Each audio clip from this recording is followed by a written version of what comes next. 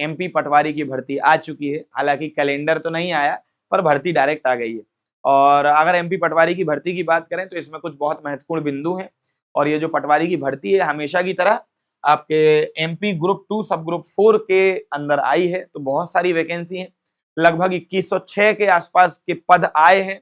लेकिन पूरी वीडियो आप देखिए क्योंकि पूरे 2106 पद पटवारी के नहीं है, पटवारी के मात्र 200 पद हैं। और बहुत सारी बातें हैं जो आपको बतानी है। आइए शुरू करते हैं, विस्तार से पूरी चर्चा करेंगे क्योंकि बहुत सारे लोगों के मन में बहुत सारी कंफ्यूजन है, पूरी क्लियर करेंगे। सबसे पहले अगर अपन बात करें तो इसके फॉर्म भरने की डेट 4 अगस्त है, जो कि आपके 18 अगस्त अंतिम तिथि रहेगी फॉर्म फिल करने की। इसके बाद जो इंपॉर्टेंट डेट है वो ये है कि आपका पेपर 22 सितंबर से चालू होने जा रहा है। मतलब दोस्त आज अगस्त, मतलब अभी आप अगस्त में हैं और अगले ही महीने आपका पेपर है 22 तारीख को। तो लगभग देखा जाए तो 40 से 45 दिनों का 40 से 45 दिनों का समय जो है वो आपको तैयारी के लिए दिया गया है। और व्यापम जैसा अभी कुछ समय से करता आ रहा है, हमेशा ऐसा ही हो रहा है और आगे भी आपको इसी प्रकार से तैयार रहना है। नोटिफिकेशन आएगा 40 से 45 दिन के अंदर आपका पेपर हो जाएगा। तो ये ट्रेंड बन चुका है और आपको अब इस ट्रेंड के अनुसार ही चलना है। ठीक है, 2 पालियों में आपका पेपर होगा। प्रथम पाली जो रहेगी ये 8 से 9 बजे की, द्वितीय रहेगी 1 से 2 बजे। कोई बड़ी बात नहीं है, आप फॉर्म भरेंगे तो कभी भी पेपर देने चले जाएंगे, है ना। अब आओ तो मैं कुछ इंपॉर्टेंट बातें बताता हूँ भाई। भैया इसमें एज क्राइटेरिया क्या होगा। तो एज क्राइटेरिया की बात करें तो न्यूनतम आयु 18 वर्ष है, अधिकतम आयु 40 वर्ष है। हालांकि जो आरक्षित वर्ग होते हैं उनके लिए कुछ छूट दी जाती है इसमें 5 वर्षों की। तो एससी, एसटी, ओबीसी, महिलाएं, दिव्यांग, आप लोगों के लिए 45 वर्ष अधिकतम आयु रहेगी। आगे बढ़ेंगे, आपकी आयु की गणना 1 जनवरी 2026 के अनुसार होगी। तो मुझे नहीं लगता पटवारी के पेपर में किसी को आयु की गणना की प्रॉब्लम जाती है। हाँ, उन विद्यार्थियों के लिए जाती है जो 18 वर्ष के नीचे हैं। लेकिन अगर आप बात करेंगे तो स्नातक आपकी जो मिनिमम क्वालिटी है वो होनी चाहिए। ग्रेजुएशन आपकी जो योग्यता है, किसी भी मान्यता प्राप्त विश्वविद्यालय से ग्रेजुएशन आपकी कंप्लीट होनी चाहिए। इसके बाद अगर बात करें तो जीवित पंजीयन होना चाहिए आपका रोजगार कार्यालय में, यानी कि लाइव रजिस्ट्रेशन। तो इसका विशेष ध्यान रखना है। और अगर आपके आधार कार्ड में अगर बायोमेट्रिक की कोई समस्या आती है तो उसको अभी से अपडेट करवा लेना है। अंतिम समय में अपडेट करने में समय लगता है, उसमें अभी से अपडेट करा लेना है जिससे आपको प्रॉब्लम ना जाए। आधार के द्वारा पंजीयन किया जाएगा, बायोमेट्रिक का इस्तेमाल होगा।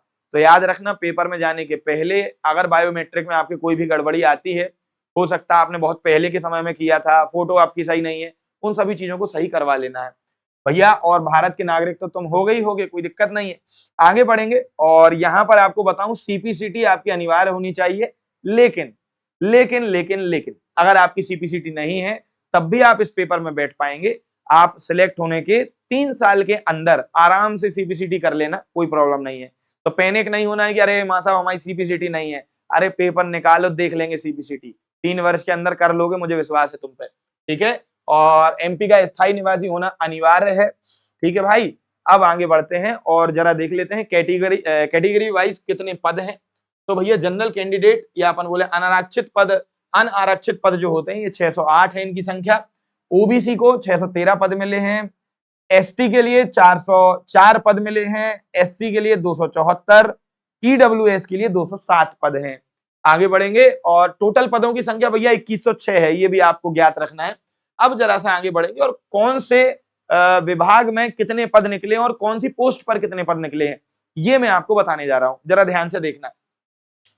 कृषि विपणन बोर्ड में अगर बात करें तो सहायक उप निरीक्षक ये विभाग का नाम है। सहायक उप निरीक्षक का पद निकले हैं 530, काफी अच्छी वैकेंसी है।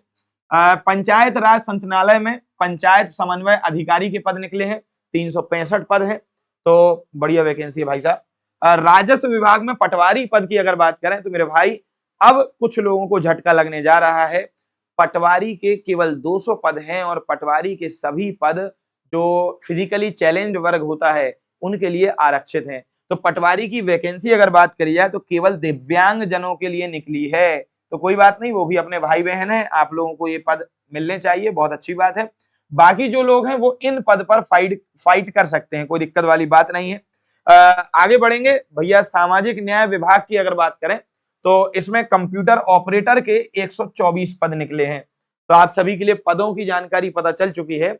अब बात करेंगे सबसे इंपॉर्टेंट कि सर सिलेबस क्या रहेगा और एग्जाम पैटर्न क्या रहेगा।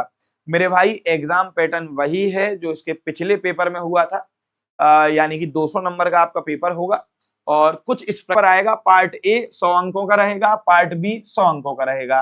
पार्ट ए के अंदर आपको जनरल साइंस देखने को मिलेगी, सामान्य विज्ञान, सामान्य हिंदी देखने को मिलेगी, सामान्य अंग्रेजी और सामान्य गणित देखने को मिलेगी। इसके बाद अगर अपन बात करें तो पार्ट बी जो रहेगा इसके अंदर सामान्य ज्ञान और अभिरुचि यानी कि टोटल सामान्य ज्ञान देखने को मिलेगा, सामान्य कंप्यूटर ज्ञान आपको देखने को मिलेगा, सामान्य तार्किक योग्यता आपको देखने को मिलेगी यानी कि रीजनिंग, और सामान्य प्रबंधन आपको देखने को मिलेगा। तो सिलेबस वही है, आपको पढ़ना चालू कर देना मेरे भाई। और क्योंकि आपको पता होगा बहुत कम समय इन्होंने दिया है, तो आज से ही आपको पढ़ना चालू कर देना है। और बहुत जल्द ही यश खरे जीएस आपके सामने कुछ सरप्राइजेस लेकर आएगा, जो कि कहीं ना कहीं पटवारी भर्ती में आपकी बहुत अधिक मदद कर देंगे। बाकी मेरा वादा है, पूरी दम लगा देंगे, पूरी जान लगा देंगे, आपका इस बार सिलेक्शन होगा। तो पढ़ते रहिए, ये थोड़ी सी जानकारी थी जो आपके लिए देना था। और आप इस पीडीएफ को हमारे एप्लीकेशन पे जाके डाउनलोड कर सकते हैं, अदरवाइज आप अपने टेलीग्राम में जाके वहां से भी डाउनलोड कर सकते हैं।